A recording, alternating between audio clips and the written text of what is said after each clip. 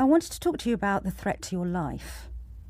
There was an attempt on your life at the end of last year, I think.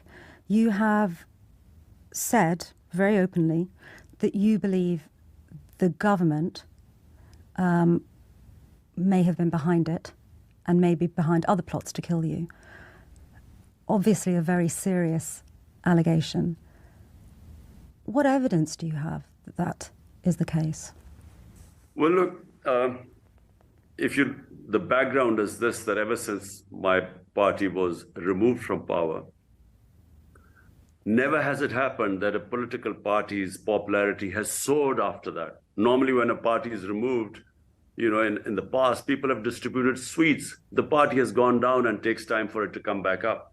In this case, the popularity of the party went up. There was a strong reaction to my government being removed. Never has it happened. Hundreds and thousands of people came out on the street the next day to protest. So as time passed, the people in power who removed, one was the army chief at that time, and the other were the people who are right now in power. They replaced me. So as time passed, they thought it was a bubble. But all the by-elections, and as I said, 37 by-elections took place. We won 30 of them. So it's unprecedented. No party has the sort of popularity that we have.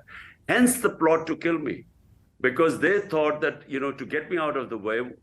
And who was responsible? The people in power. One intelligence agency officer called General Faisal Nasir, and then the Prime Minister and the Interior Minister. Both of them have a history of extrajudicial killing. I mean, there's an amnesty report about the current Prime Minister. He had some 900 people killed through police encounters. And there was a Model Town massacre. Both were involved in it. So they planned it. And 1.5 months before the assassination attempt, I went on public and told the public that this is what they have planned. And the religious so-called extremist was the one they would palm it off on. So I had predicted that, and it's exactly what happened according to script. Now, why my life is in danger right now? Because the same people are still in power, and they're even more threatened than before, because they realize the elections are near and we were going to win, and they're worried that I'll hold them accountable. So that's hence the problem. I'm going to come to that in a moment, but just talking about your record. I will come to that in a moment. Let me ask this one question. What the government have said and what those who stand against you say is that during your term, you ended up having to turn to the IMF for an economic bailout, that the economy began to tank, that you made controversial comments about Afghanistan and the Taliban, that extremists took root in Pakistan. They say, your critics, that when you were ousted in a no-confidence vote, you were the first Prime Minister to whom that had happened. And it was really just your mishandling of your role in office that saw you leave government. And they say that that was a democratic process, the very democratic process that you say doesn't exist. Look, first of all, to answer, I was just about to answer your question. Why did not I turn up to the court? Because my life was under threat. And the court, the particular court where I was supposed to turn up, there've already been 2 terrorist attacks there, and judges and lawyers have been killed. And my security team said that there's no way you can go there because no one can secure you. So we had asked to shift the premise to another court of law. And when it was done, I did appear. So this is a fallacy that I did not appear in any court of law. As I said, I've 140 cases, and I keep appearing in different courts. Now, when my government was removed in April last year, if you look at the economic survey of Pakistan, which surveys the economy, it's an annual report. It was the best economic performance of a team in the last 17 years.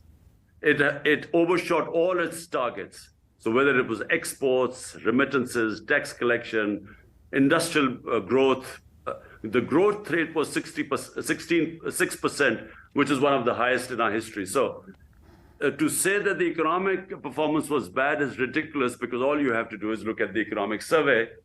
And so it was an outstanding performance. But you did need a bailout from the IMF. No, No, we were already in an IMF program, because when we inherited the economy in 2018, it suffered from the biggest current account deficit. So that meant dollar shortages. So we had no choice but to go into an IMF program. And so to say that it was because of economic reasons is just, the facts and the economic survey of Pakistan completely refute that. About my foreign policy, what did I say about Afghanistan? All I said was there would never be any military solution, and there wasn't.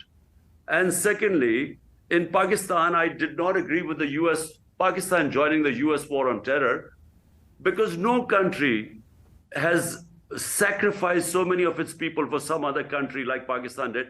80,000 Pakistanis died in the US war on terror. So I was opposed to it because my interests are the people of Pakistan. So a foreign policy must be made for the benefit of your own people, not sacrificing them for some other. Look, people in this country know me for 50 years. I'm probably the person most well-known in my country and for the longest time. So they know I've never broken one law of Pakistan in these 50 years. So these are completely fabricated cases, politically motivated, basically to keep me out of the election run. We have elections coming up, and so far out of the 37 by-elections, my party has won 30 in the last few months. And all the opinion polls show that we are going to win. So rather than face elections, basically they want me somehow out of the race, and with a lot of these charges, either to jail me or to disqualify me. Members of your team have also been arrested. What is the situation for them? Well, 3,100 of my supporters, of PTI workers, they are jailed right now. And this is an unprecedented crackdown which has happened in Pakistan. It's unique in a democratic history. I mean, even in martial laws, this was a bit extreme, the way the crackdown has taken place. And this is, again, I repeat, it is to weaken the party, because there are elections due this year. And the entire ruling coalition is petrified that if elections happen, they'll lose.